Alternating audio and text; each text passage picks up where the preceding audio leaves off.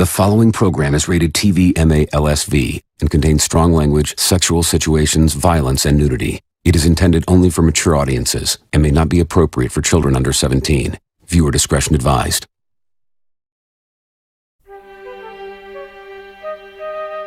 What a time to be alive. With the internet, social media, and streaming keeping us connected, it has opened the door for a plethora of projects that no one in their right mind ever thought would come to be.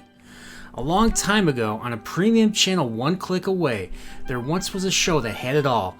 Tits, dragons, more tits, more dragons, and violence. Graphic violence.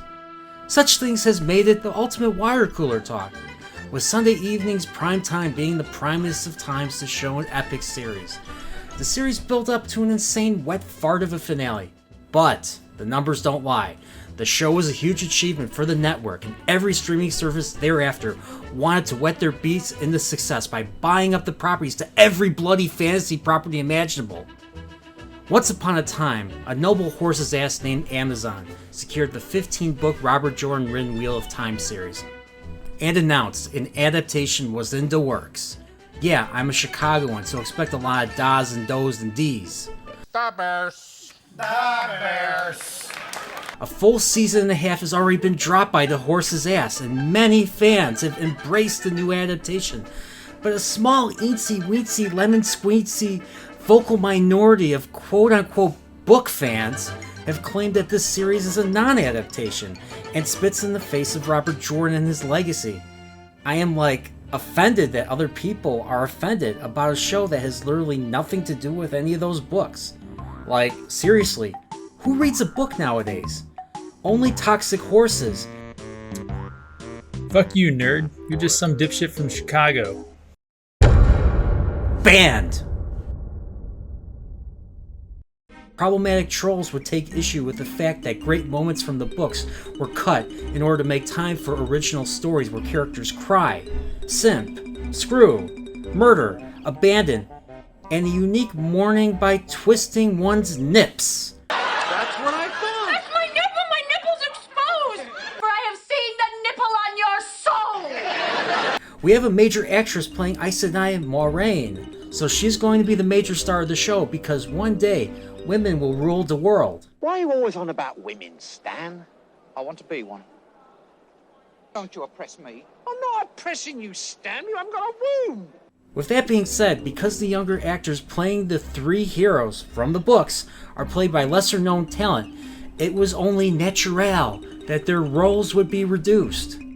Who wants to see another epic fantasy featuring male heroes? Well, the first book, The Eye of the World, had too much going on. Too much compelling dialogue, character moments, action moments, constant tension throughout the read, and caring about the main character, Randall Thor, the Dragon Reborn, and one of the three Taverin I mentioned earlier. In this brilliant adaptation, showrunner Race Plumpkins made the stunning decision to cut all that, age up the characters, and put them on emotional journeys, where our characters are screwing each other, sitting at tables, and talking about their feelings, because that is obviously way more compelling and more mature writing than our characters experiencing real hardship and having to fight bad guys who will stop at nothing to have them and their power. With a great string of shows and actors under his belt, Mr. Butkins has assured me that this adaptation is certainly better than the books because why not, right? Trust in Amazon and their strive to make money and deliver a quality product, and who better than them to put their trusts and $80 million of clean taxable income into the pockets of said producers before delivering a quality product, because clearly the incentive is still to do so, right? Well, let's just skip ahead to Season 2. Who gives a shit about Season 1? The moment I saw the very first scene, I absolutely adored it. Now yeah, I know you toxic book fans that this is supposed to be an adaptation of The Great Hunt. Well, Mr. Numpkin said books 2 and 3, the latter being The Dragon Reborn, are the same book. They go from point A to point B on a quest to find something, something, and something. So I don't want to hear it. Fuck you, nerd. Banned! I just love how it opens with a cute little girl playing near a building full of evil people discussing dangerous plans with dangerous characters. The main bad guy, a sweet Subaru salesman, who is not so bad once you get to know him, calms the scared little girl and tells her that Trollocs are people too, but simply hungrier. It's so beautiful and brave to make the most vile foot soldiers in fantasy sympathetic characters because it helps change our society, makes us more compassionate and loving, and tolerant of each other despite our tastes and pleasure. Not that there's anything wrong with that.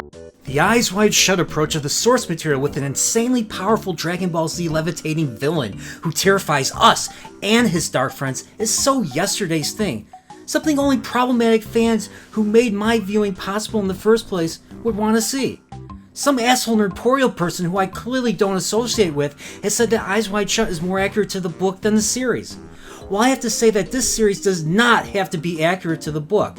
If everything was accurate to the book, no one would ever watch TV or movies ever again and would just linger in that toxic radioactive pool of living thousands of lives through reading. That is clearly some Borg shit and I won't have it, but the latest Trek, they made the Borg person sympathetic because no one is bad people. Everyone is good, and if you disagree with me, I will throw you out of this video and ban you. Okay, so we gotta take a second to talk about this Nerdporeal life form guy. In my life, I have never seen more shit takes ever. This is a guy who didn't like the masterpiece, Star Trek Picard. It was a masterpiece, right? How can you trust anything that's coming out of his mouth? He's crazy, right? What a lunatic. This is a guy that said he loved the way the character of Perrin was portrayed because of how the mouth breathing pulled you into a scene. What is happening with this guy? What is happening here? How does he call himself a Wheel of Time fan? How slow does this dude read? He's been reading The Shadow Rising for about 2.5 years. What is going on? Banned! The breathtakingly beautiful and stunning Rosamund Pike, whose audiobooks of Eye of the World are second to none because she is a major actress compared to those people. Who are they? Oh, Kramer and Redding, right? Who wants to hear many characters when we can hear Rosamund's voice? So as not to confuse the reader, because the reader needs all the help they can get understanding what is being read, right? No? Banned! Well, Moraine has nothing to do here, so Mr. Tompkins gives her something by having her being a cold bitch to Lan, played by Daniel Henney, because he's not the stoic warrior he should be in the books. Ugh, get out of my head! Banned! Well, Shireen and Fan are hanging out with the rest of the Golden Girls at Elias, and instead of Vandine, Varen is the sister, and they are dirty old women who have their needs too, I guess. Seeing Lan shirtless after some sword practice. It just goes to show us how compelling these dirty old women are, and how real and believable they are. Not the layered and knowledgeable sisters from the books who help Moraine in her investigation into the prophecies of the dragon, and any links between that and the dark prophecy reveal in Faldara. Who wants that? Mutane is now a wonderfully prominent character in this series, despite the fact that she was only in a handful of chapters in The Great Hunt. But who the bloody hell follows books now anyways? Book fans will tell us that not only Moiraine is evil because of how she treats her confused puppy named Luan, discarding him and foisting him while forcing a gentle little game to do her bidding, so that she will give him the freedom to off himself. Oh shit.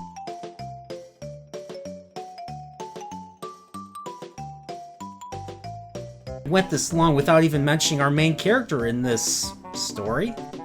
Of course, it's not only a story, but once again, it's better than the books. Great Blumpkins, his boss Yennefer Salty, and Amazon told me so. So stop whining about The Great Hunt. I don't know what everyone is complaining about when it comes to Bland al'Thor. In the books, he's a naive child who ends up developing into a leader of men who develops further into a swordsman and successfully sheathes his sword in order to defeat Balsamon. Here, Rand is older, more mature, and loves to screw Selene. Or should I call her Lanfear? I fucking don't know. The show revealed the actress was playing Lanfear first, and then revealed that she's playing Selene, throwing off an old mystery, but who cares, right? The writers know it all. We don't need to cater to those toxic book cloak incel persons. I don't know. But going back, Sandal Gore works as an orderly at an asylum because they exist now in this show, already making it more mature and layered than anything the books ever did. Handel Gore does this because he is less concerned about his friends, like he was in the book, and more interested in staying away from them, because that's what friends do, right? Not being there for them and making them think you're dead. But it's for the greater good, obviously. He won't go insane and kill them and everyone else he loves, because apparently that's what insane male channelers do first, right? They go after the people they love because not only are they insane, but vindictive and evil, and way more nuanced than that only the show can pull off. Rand, oh yeah, that's his name. Al-Noor beats a dude an inch away from death and gets promoted because said dude bullied his friend Errol, a swordmaster straight out of the Cuckoo's Nest, who teaches Band some of the sword forms, an ideal place for training a blade master. Hence why this show is the best, and don't you forget it. His promotion leads him to Logain, who instead of being cared for at the White Tower in the books, he was sent here by Toy Rain in her grand scheme to take over the world using Rand as her cat's paw for world domination. Who doesn't think that is a noble motivation? Everyone in this room is now dumber for having listened to it. Logain will only teach Rand if he brings him some Gildanian red, because we need to copy Game of Thrones with red wines. Rand learns of an evil plot known as the Great Hunt of the Horn by the bourgeois to rid themselves of the plebeians hanging out in the foregate, because they are shitting everywhere, dropping needles, and doing mostly peaceful things with themselves. Oh my God. In other words, the namesake of the second book, a profound story, is just bullshit in this series, and is strangely compelling because, oh god, I'm dead inside. Rand continues to screw Lanfear because he gives in to temptation, burns her down, screws her some more at her Kinslayer Dagger Resort, burns a fade, and Rosamund Pike shows up and straight up murders Lanfear, Buffy, and Red Wedding Catelyn Stark ear-to-ear style, because Moy Fane is a strong female character who knows all and manipulates all, and the producers need to stop fucking copying Game of Thrones. Shit, that bitch ain't dead. The show is so great that we get only a few scenes of Shat Cawthon crying at Leandrin and holding him there. He identifies as Andy Dufresne from Shawshank Redemption, penned by a guy who doesn't like Robert Jordan. What does that have to do with this review? Not a goddamn thing! He hooks up with Min because she's the girl next door, and we find out that not only Min is in cahoots with Leandrin, she's a dark friend because she hates herself and her abilities and wants to be rid of them. If that is not a compelling and likable character and not a destruction of a beloved book character those toxic fans like, I don't know what is. Egwene is training, and Nynaeve refuses to train because she's the bestest Super Saiyan channeler in many years because the show keeps affirming her. Instead, she steals Matt's moment from the Dragon Reborn and starts swordifying Yvonne and Maxim, Alana Sedai's warriors of particular taste. Not that there's anything wrong with that. Not that there's anything wrong with that! Why do they have more lines and screen time than the main book characters? Don't know. Do they have anything to add other than dialogue about feelings? Not really. They literally become warders for love, because love, not the one power, turns the wheel of slime. I mean, time! Time! Victory lap, victory lap. Maybe John Lennon was right all along. All you really do need is love. Nynaeve undergoes her trials to being accepted because Leandrin has her hooks sunk into her, and Egwene becomes friends with Elaine because the script demands it. Jesus, Elaine acts too much like Hermione from Harry Potter. Maybe I should just call her Elaine Myone or something dumb. Hey, you all have to share the suffering with me on this. I mean the pleasure and thrill of watching this show. Well, invaders invade the West Coast, and one of Egwene's friends are in trouble. So her, Nineveh, and Lane Mumini try to leave, but Leandrin yeets them into a stone wall, killing them from the impact. Okay, the plot and script armor are strong in this goddamn show. Fuck this wonderfully crafted work of art. Art. The last storyline, and the best storyline that is the closest to the Great Hunt, is Perrin's story. In the book, all three Ta'veren are going on the hunt to find Padan Fain and retrieve the Horn of Valere. For the show, only Perrin and Loial go with a team of Shienarans months after the last season. Unlike the book, they are already in Erad Doman near the west coast. Apparently, mail can be fast traveled to Tar Valon because, why not? It's a damn fantasy. Why do you care so much about logistics? Huron, the sniffer tracker character in the book, who was significant in Rand's development and leading our heroes to their destinations, is replaced by a wolf brother, Elias, who should have appeared in the last season. I actually kind of like Elias. He's a weird enough character I find interesting. And I'm serious this time. Jesus, lay off me. I also like Mishima, who looks like he can carry himself well and handle a blade with extreme proficiency. Uno is pretty funny too, until the Shan-Chan, our invaders, horn stomp him, killing him. I guess he truly is a hero of the Horn now. What? Perrin and the rest get caught, but he and only he manages to escape. Ishii is with the Shan-Chan leader, Lady Suroth, and I hope to God they are fucking. I mean, if you had millions of dark friends at your disposal, and you are a lonely Subaru salesman, wouldn't you take advantage of that? Things to take away that make this show great. Min is a dark friend. Lan is a discarded, confused puppy who steals Moraine's shit. Rand is a weak man who succumbs to temptation. Matt is an insidious coward who will murder Rand. Egwene cares only about herself, and Nineveh is still the best. Ever. Nothing's gonna ever take her down. Perrin continues to be useless. Oh, I forgot Moraine. Moraine is probably the most evil character in this show, because she gets innocent people killed. Oh God, I can't keep this up anymore. I'm sorry, but I was misleading you the whole time. Good, this show is not. In the garbage is where this show belongs. Alex, I hate you for giving me this idea to write this. I feel I irreversibly shrunk my brain in half. Fuck you. Dude, no one forced you to do this. Being out of touch with reality the last several minutes has made humanity as a whole dumber than these book-burning shills. Get up, go outside, stay nerdporeal, and get fucked. Banned!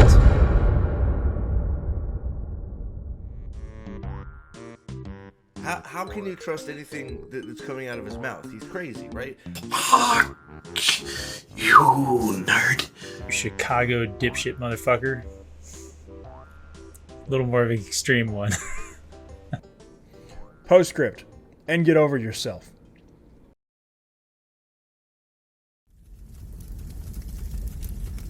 100 lives, more, so many he could not count them. And at the end of every life, as he lay dying, as he drew his final breath, a voice whispered in his ear, "I have won again, Nerdporeal."